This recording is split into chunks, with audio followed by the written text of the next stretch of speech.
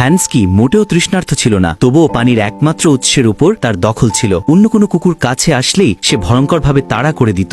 বাকি কুকুরগুলো কিছু বলতেও পারত না, শুধু চুপচাপ মাথা নিচু করে সরে যেত। কিন্তু একদিন একটি নতুন বড় কুকুর এলো। সে সোজা বরফের দিকে গিয়ে সহজেই একটি নতুন ছিদ্র করে ফেলল। সবাই অবাক হয়ে গেল, এভাবেও করা যায়। তারপর সব কুকুর সেখানে জড়ো হলো এবং নতুন কুকুরটি সবার সাথে পানি ভাগ করে নিল। এটা দেখে হ্যান্সকির খারাপ লাগলো। সে ভাবল, যদি সে সবচেয়ে দ্রুত দৌড়ায় তবে মালিক শুধু তার উপরই ভরসা করবে। কিন্তু সে জানত না যে একজন সত্যিকারের নেতা একা নয়, বরং সবার সাহায্য নিয়েই গড়ে ওঠে। একদিন এক মহিলা পথ দেখার জন্য সামনে গেলেন। হঠাৎ বরফ ভেঙে গেল এবং তিনি সরাসরি হ্রদে পড়ে গেলেন। লোকটি দৌড়ালো, কিন্তু তখন অনেক দেরি হয়ে গেছে। মহিলা পানিতে ডুবে যাচ্ছিলেন। ঠিক তখনই বাঘ বজ্রের মতো ছুটে এলো। সে লোকটিকে পেছনে ফেলে পানিতে ঝাঁপ দিল। শীতল অন্ধকার পানির ভেতর বাঘ মহিলাকে টেনে আনতে লাগলো। বারবার বরফে আঘাত পেলেও থামেনি। অবশেষে তাকে উপরে তুলে আনলো। বাঘ ভীষণ ক্লান্ত হয়ে পড়েছিল, তার শ্বাস দ্রুত চলছিল, কিন্তু লোকটির মনোযোগ ছিল মহিলার দিকে। বাঘ বেশিক্ষণ টিকতে পারল না এবং স্রোতে ভেসে গেল। লোকটি বরফের উপর পাগলের মতো বাঘকে ডাকতে লাগলো। হঠাৎ সে দূরে বাঘকে দেখতে পেল। সে ছুরি বের করে বরফ ভাঙতে লাগলো, কিন্তু বরফ এতটাই পুরু ছিল